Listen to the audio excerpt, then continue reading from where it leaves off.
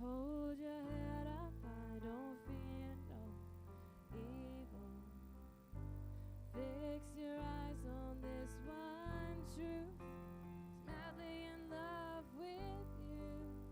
So take courage, hold on, be strong.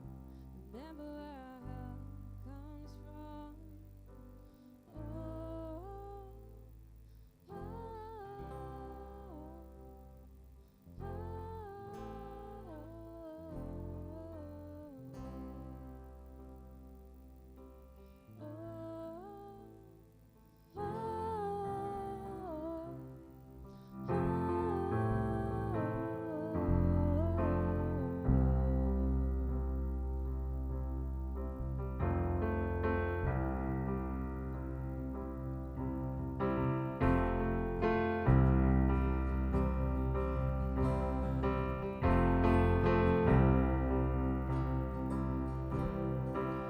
Searched the world,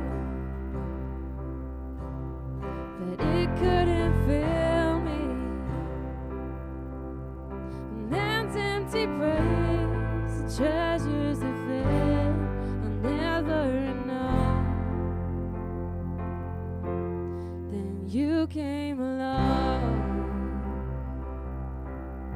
and put me back together.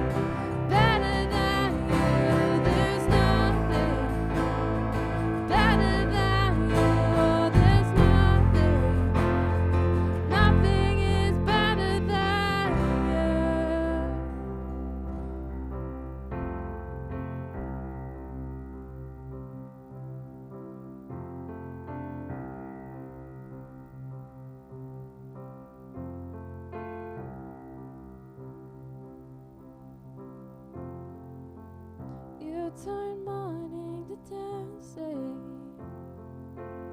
You give beauty for ashes. You turn shame into glory.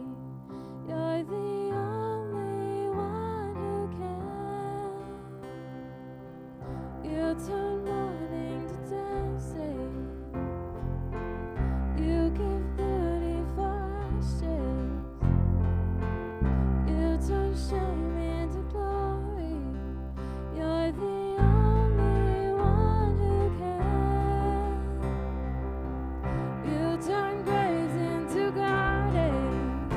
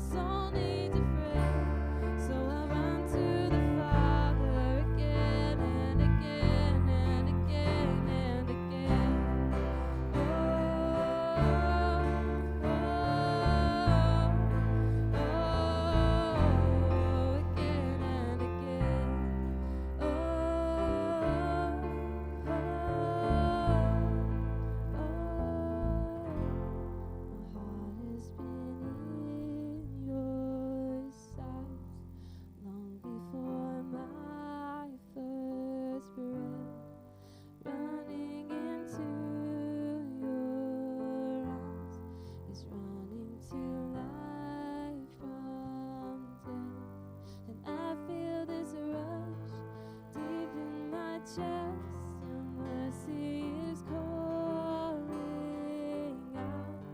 Just as I am, you pull me in. I know I need you now.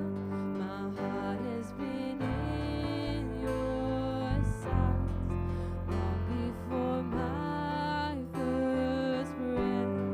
Running into your arms, it's running to life from death. And I feel this rush deep in my chest. Your mercy is calling out. Just as I am, you pull me in. I know I need you now. I run to the Father, I fall into grace.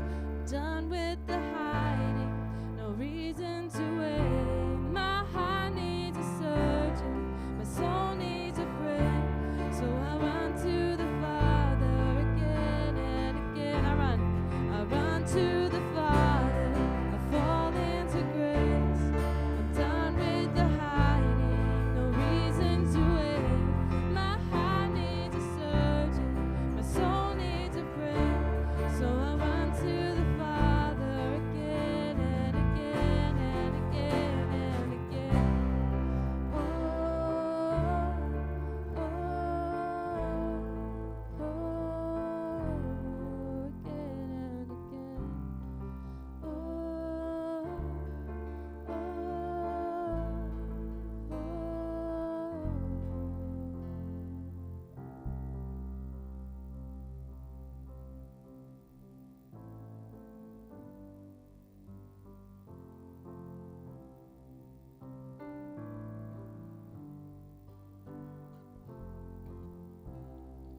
Oh, lay your burdens down. Here in the Father's house. Check your shame at the door, 'cause it ain't welcome anymore. You're in the Father's house. Lay your burdens down. Here in the Father's house. Check your shame at the door. It ain't welcome anymore. You're in the Father's house. Lay your burdens down.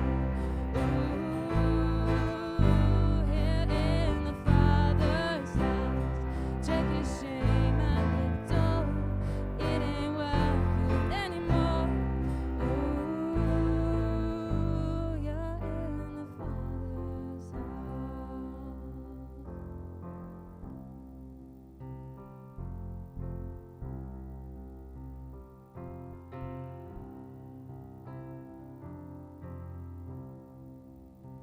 Prisoners come home, the helpless find hope.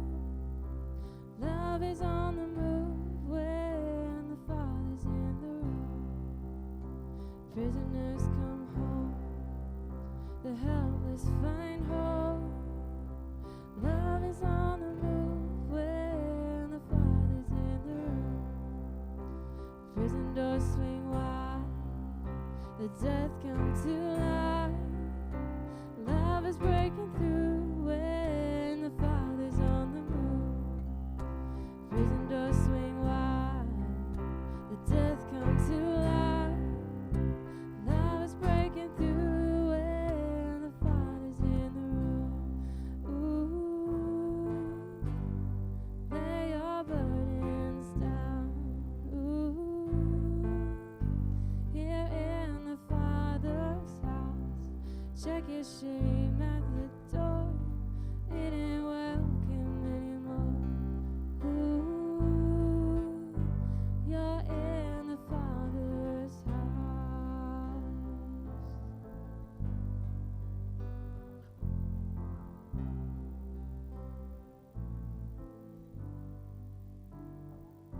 Dear Father, Lord.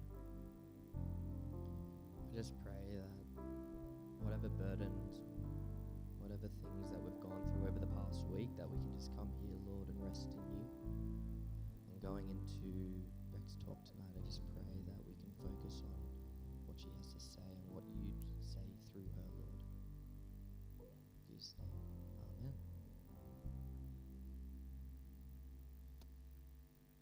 Thanks, worship team. So I'm going to invite Beck up. She's going to share the word with us tonight. But just before we do that, do you mind if I pray for you, Beck?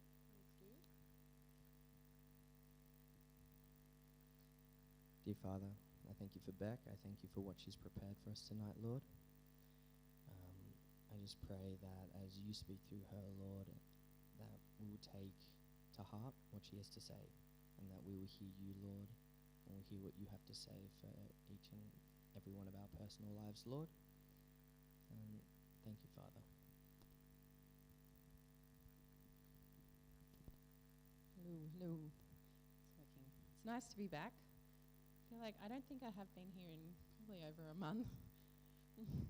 It's kind of been a situation of either one kid's sick or the other kid's sick or I'm sick. So it's been going on for a while. To the point where people are checking in on me from church going, "You okay? You offended or backslidden?"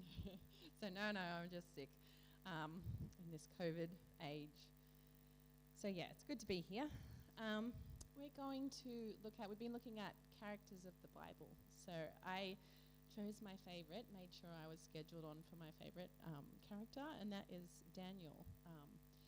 And so I'm just going to read out chapter 1. Just going to look at that chapter today. There it is. Okay. In the 3rd year of the reign of Jehoiakim, king of Judah, Nebuchadnezzar, king of Babylon, came to Jerusalem and besieged it. And the Lord delivered Jehoiakim, king of Judah, into his hand, along with some of the articles from the temple of God. These he carried off to the temple of his God in Babylonia and put it in the treasure house of his God.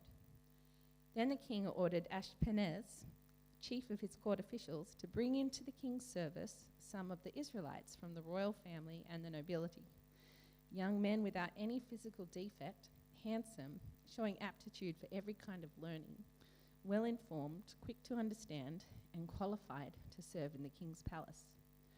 He was to teach them the language and literature of the Babylonians. The king assigned them a daily amount of food and wine from the king's table. They were to be trained for 3 years, and after that they were to enter the king's service. Among those who were chosen were some from Judah: Daniel, Hananiah, Mishael, and Azariah. The chief official gave them new names. To Daniel the name Belteshazzar, to Hananiah Shadrach, to Mishael Meshach, and to Azariah Abednego. But Daniel resolved not to defile himself with the royal food and wine, and he asked the chief official for permission not to defile himself in this way. Now God had caused the official to show favor and compassion to Daniel, but the official told Daniel, "I'm afraid of my lord the king, who has assigned your food and drink. Why should he see you looking worse than the other young men of your age? The king would then have my head because of you." Daniel then said to the guard, whom the chief official had appointed over Daniel, Hananiah, Mishael, and Azariah, "Please test your servants for 10 days. Give us nothing but vegetables to eat and water to drink. Then compare our appearance with that of the young men who eat the royal food, and treat your servants in accordance with what you see." So he agreed to this and tested them for 10 days. At the end of the 10 days, they looked healthier and better nourished than any of the young men who ate the royal food. So the guard took away their choice food and the wine they were to drink and gave them vegetables instead. To these 4 young men, God gave knowledge and understanding of all kinds of literature and learning. And Daniel could understand visions and dreams of all kind. At the end of the time set by the king to bring them into his service, the king official presented them to Nebuchadnezzar. The king talked with them, and he found none equal to Daniel, Hananiah, Mishael, and Azariah. So they entered the king's service.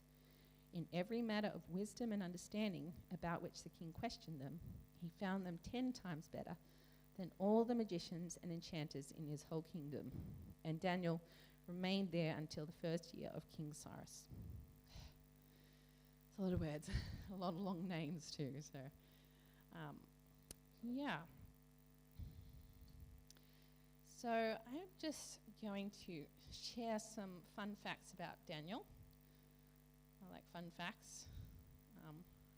Maybe someone will find them interesting. So Daniel was, he was a noble and possibly from the royal line of David. So he wasn't just anybody from Judah.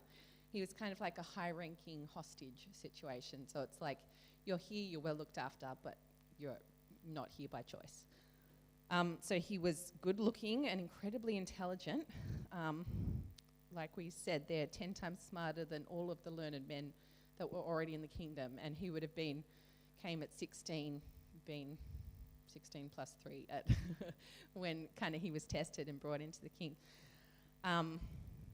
Our big story of Daniel that we all know, Daniel in the lion's den, he was actually probably 82 when he was thrown to the lions. So this was like at the end of his life. He'd been through all the tricks. He knew what was coming. He was raised into high positions of government by 4 different kings consecutively. So 4 different kings looked at him and realized, you're important to have right up here next to me.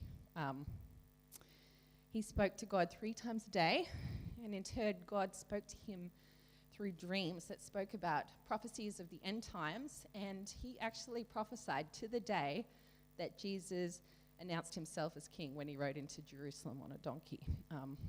That was pretty spectacular. And Jesus acted like everybody should know that's what was happening.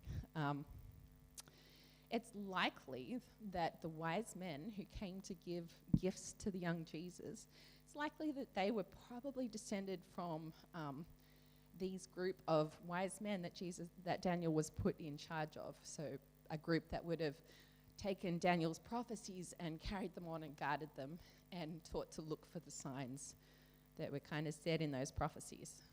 And the one thing that I find most interesting about Daniel and encouraging about Daniel is that he was probably one of the only characters, one of 2 maybe of the characters of the Bible where nothing bad was said about them. So he was quite spectacular in the sense that, we get David and he was great in all of these ways, but this big thing happened, or, he did this right, but he did this, and that kind of led to his downfall.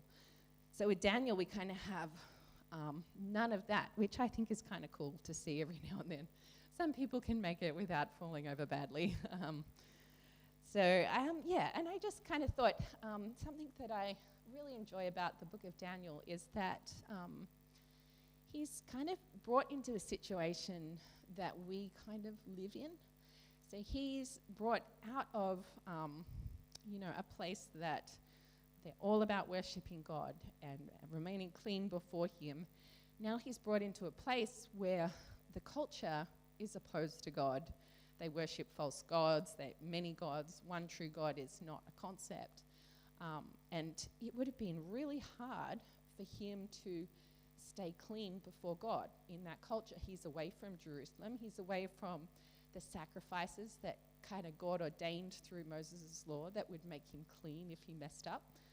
And he's pretty much on his own in this culture where it's like, how do I follow God while I'm here? I can't even eat food, it seems, without making myself unclean before God. And so he, I guess, really early on, he has this choice to make. And in verse 8, I think it's a real key, but Daniel resolved not to defile himself with the royal food and wine. That sense that Daniel resolved. He had a choice to make, and he made it first thing. So this is like probably before he even ate anything. He's there going, what am I going to do? Am I going to try to somehow stay clean before God and follow his ways? Or am I going to just kind of go with the situation I've been put in? Like, I've got this food. And what was wrong with the food was basically that there's things that Jews weren't allowed to eat, like pork and prawns and other things, or it would make them unclean before God, according to the laws that they had at that time.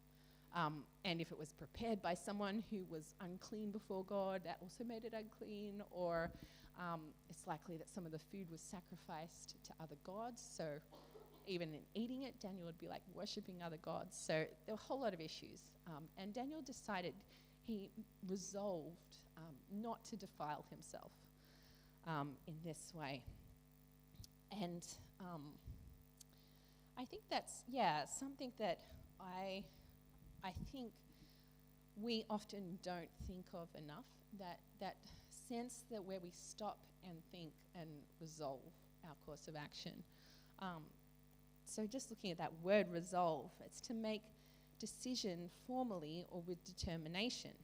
So basically it's a determined choice. It's a choice followed through with action to overcome any obstacles. So it carries with it a whole sense of like self-discipline and control, and really choosing to carry through with what you've decided, even if there are consequences.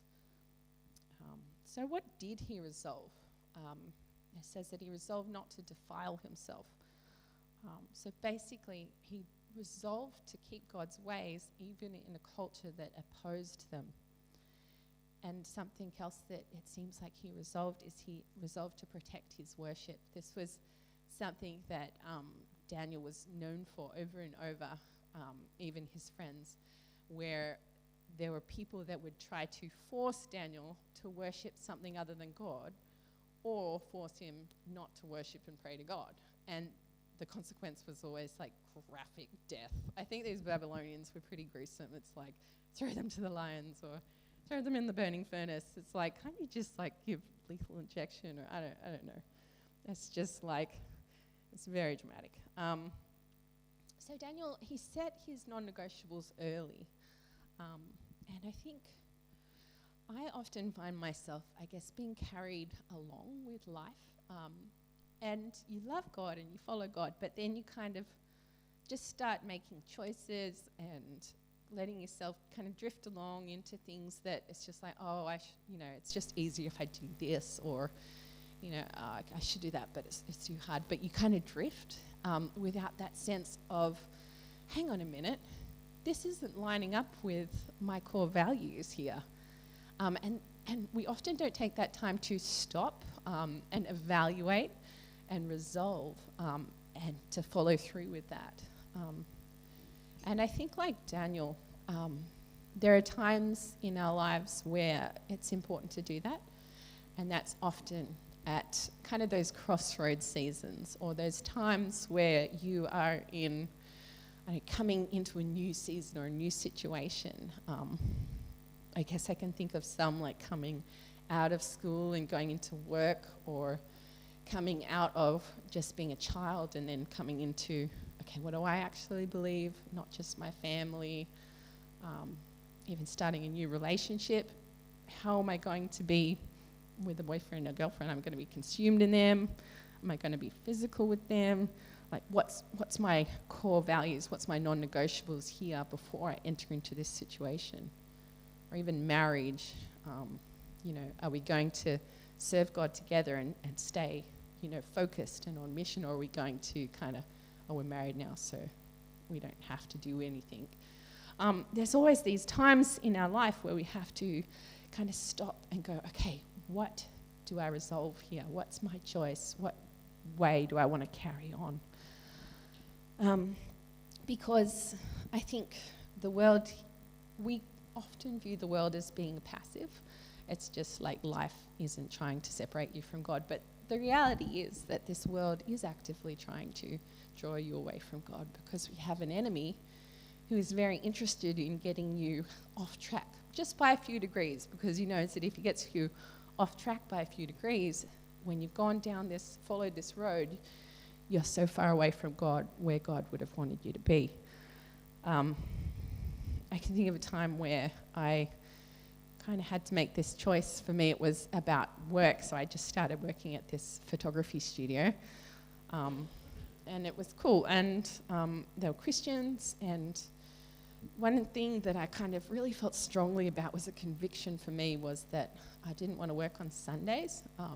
Because for me, growing up, it was kind of a family value that Sundays I kind of dedicate to God, not in a religious way, but like I want to spend time to go to church. I want to have fellowship with other Christians. That was just something that was important to me.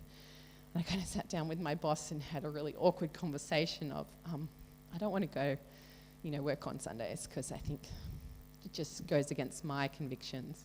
So he's a Christian, so it's like, what's wrong with working on Sundays? I work on Sundays. I was like, yeah, but for me, I don't want to. And he's like, you can't be in this industry and not work on Sundays. I'm like, well, I want to be. So, I mean, like, if you want me to keep working for you, sorry, I just won't work on Sundays. But it's up to you, you know what I mean? And I kind of stuck to that, and he wasn't super happy about that. But it was interesting going down the tracks. I was there for 7 years, and then toward the end of those 7 years, they actually stopped working on Sundays, realized they didn't need to, and just kind of started really loving going to church together. And I don't know, if that probably wasn't because of me, but it was cool seeing, oh, wow, so you have to work on Sundays to be in this industry. But yeah, I think it's funny when people kind of use things like work or school or things as a cop-out of why they can't follow God or can't come to things. And when you look at Daniel going, okay, pray to God and die, it kind of puts things into perspective, but we often don't think of never mind, move on. But I think it's like, it seems like a cop-out. So it's like you're going to let an uncomfortable talk with your manager determine your eternal destiny. It's like, for me, it's a no-brainer, but we don't think about it in those terms because we think of life as being a little bit passive. And yeah, God-inspired resolutions versus New Year's resolutions. I think as Christians, we can hold on to a lot of things as being, oh yeah, I really want to do this, or this is really important. And like every different speaker you listen to has something that they think is the most important thing in Christianity. And so you can kind of get caught up in, I guess, wanting to hold on to all these different convictions or values rather than working where God is working in your life.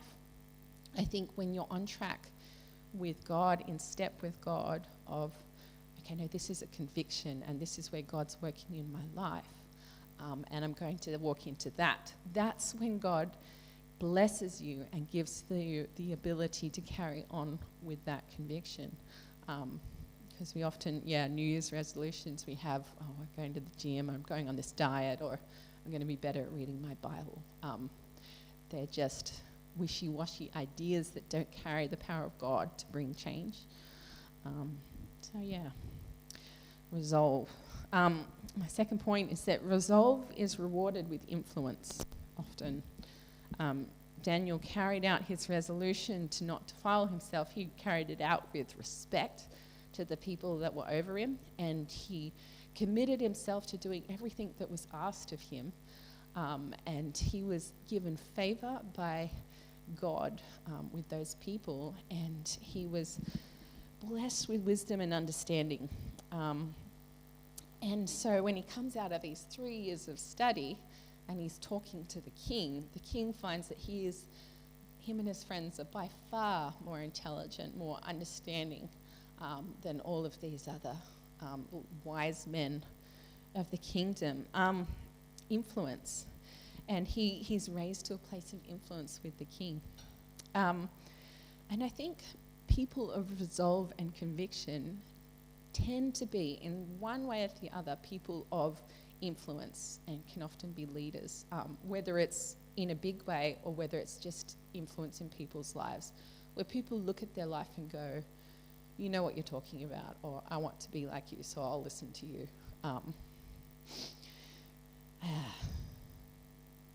Henry was reading a news story this week that brought this to mind. He's like, do you know who Cristiano Ronaldo is? I'm like, I have no idea. Like, apparently he's a big guy in soccer or football or whatever it is. And he's kind of telling this story, you've probably heard it, where he's at a press conference and Coke is the sponsor, and he takes 2 bottles of Coke off the podium and puts them down and holds up water. And by the end of that press conference, the shares of Coca-Cola dropped by 1.6%. So 5.2 billion Australian dollars. That's a lot of money and a lot of influence with one man. And you can bet that he didn't hold that place of influence by being just talented at his sport. He would have been so disciplined to maintain his goals, to get where he wanted to go. He would have been so disciplined and determined to carry that out. And so, you know, at the peak of his career, he can move a couple of bottles around and just cost somebody $5.2 billion. Influence. No one is fit to command another that cannot first command himself, says William Penn. When you have learnt to control yourself, when you've learnt to lead yourself, you're then in a position to be able to lead other people and command other people. And I think that's a process that Christian leaders sometimes don't pay attention to. That sense of, I've walked the walk and now I can talk to you and I can instill influence. And I think the world really needs godly men and women of influence in the world. Quite often we kind of shy away from influence as being, you know, you don't want to be in that place of, you know, being the big guy or something like that. But that's not necessarily kind of the sphere I'm talking about. I'm talking about our very mandate from Jesus is to be influential in other people's lives. Go into all the world, preach the good news and make disciples of all nations. Basically, Jesus is telling us, go and influence the world for me. Go and bring my kingdom to the world. Be so influential, be so different that people will look at you and go, okay, you're different. I want to know what you've got.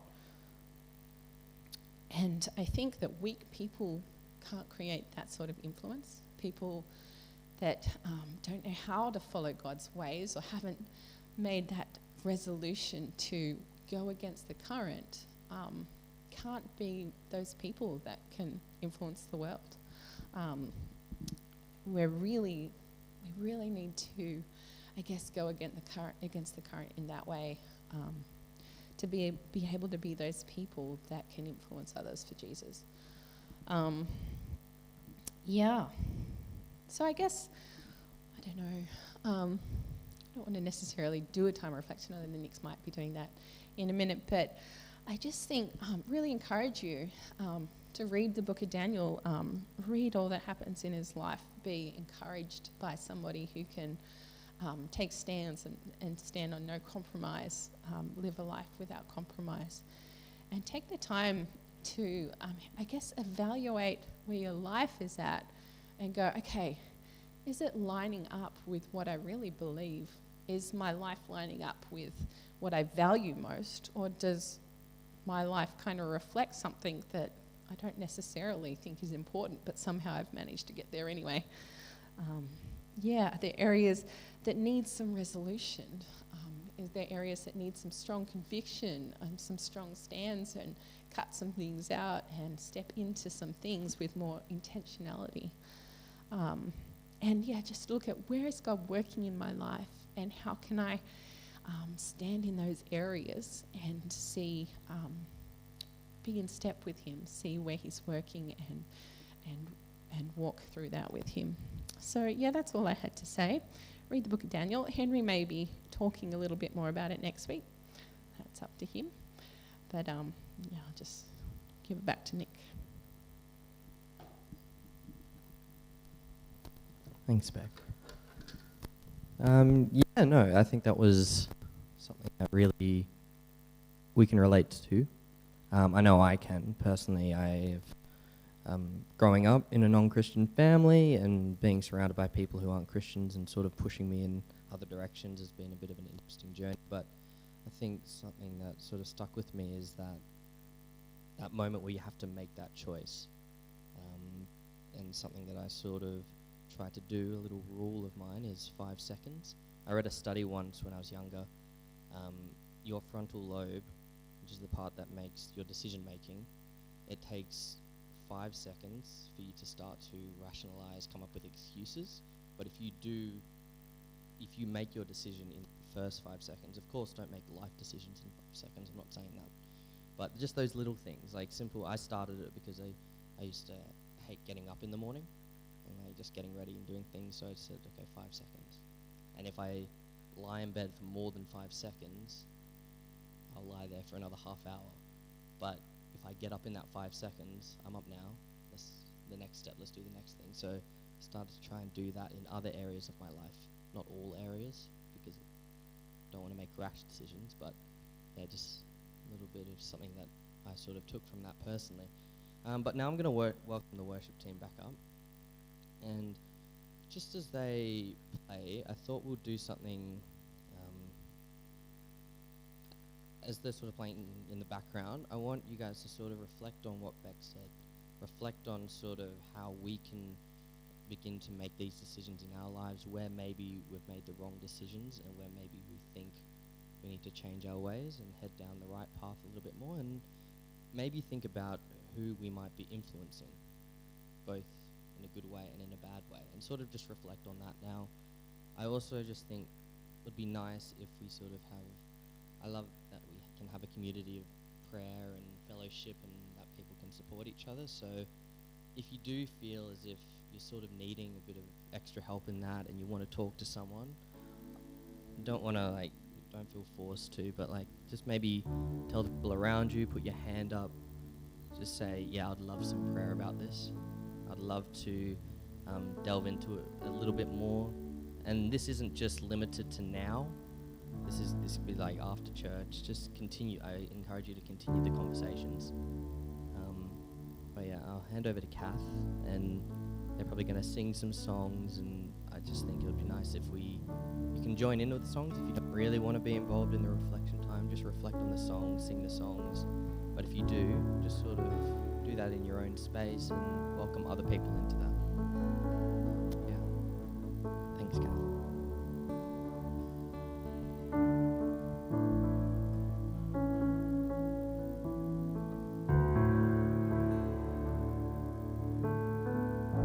You can stand up in your own time.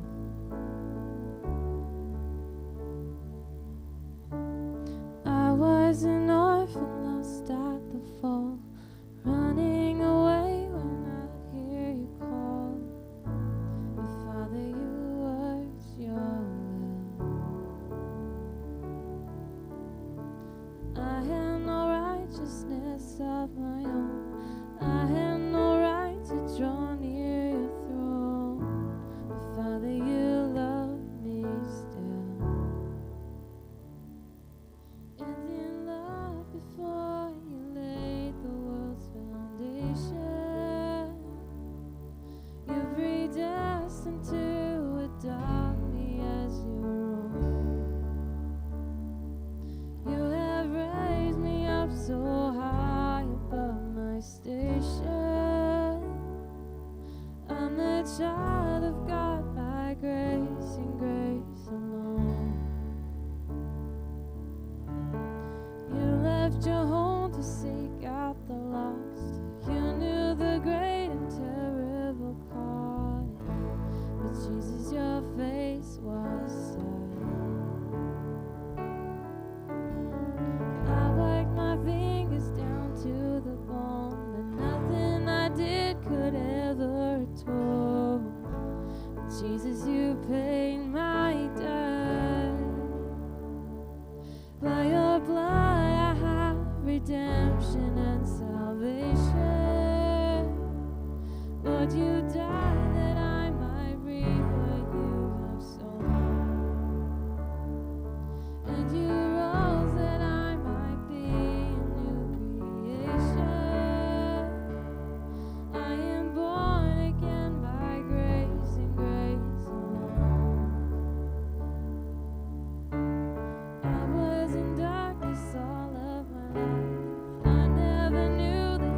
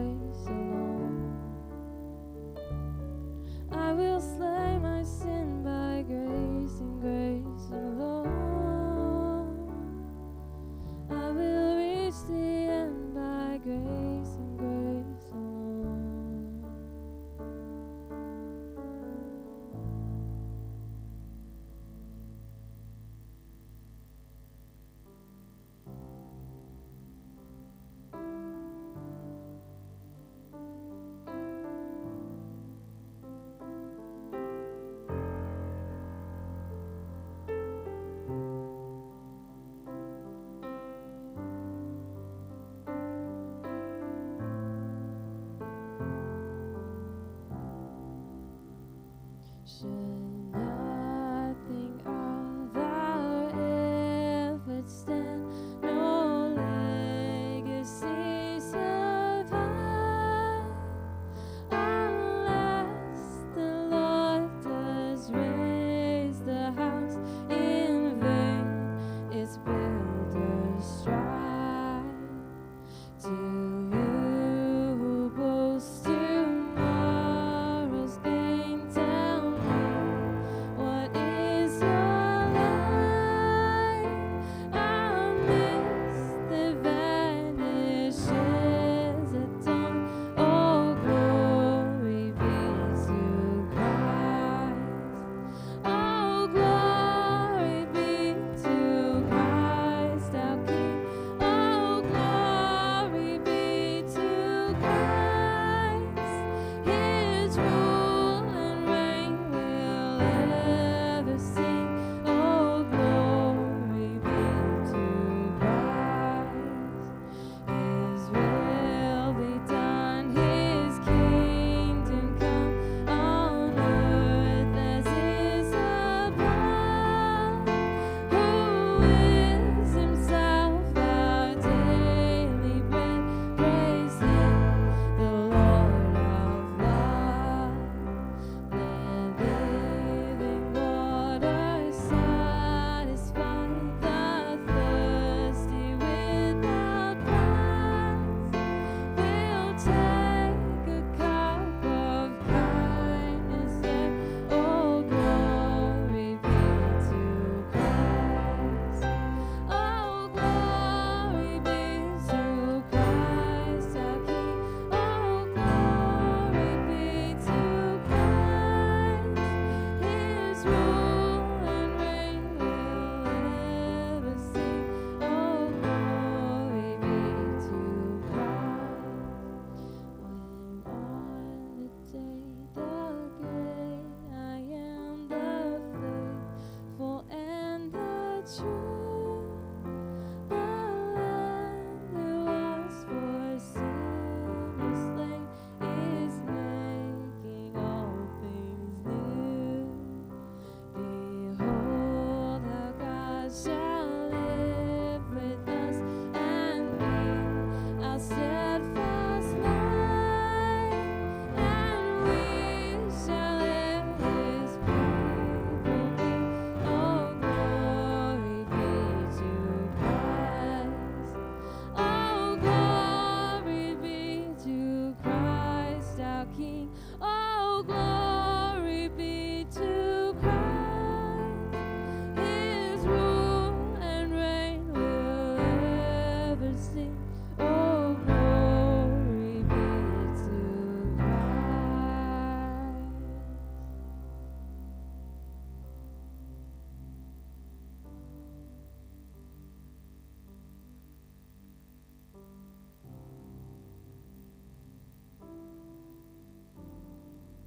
Father, we thank you for everything you are. We thank you that you made us in your image, Lord. You made us to share your word, Lord. You made us to share your love with those around us, with our peers, with our family. And I just pray as what was spoken tonight, and I just pray that that will resonate with us and that we will take that into our weeks, Lord, and we'll continue to reflect on tonight and what was spoken, Lord. In Jesus' name, amen. Well, thanks everyone. That concludes our service tonight. I don't think there's a specific plan tonight of what's happening after church, but I'm sure someone will suggest something at some point, and everyone's more than welcome to come along. But yeah, have a great week, and we'll see you all next week.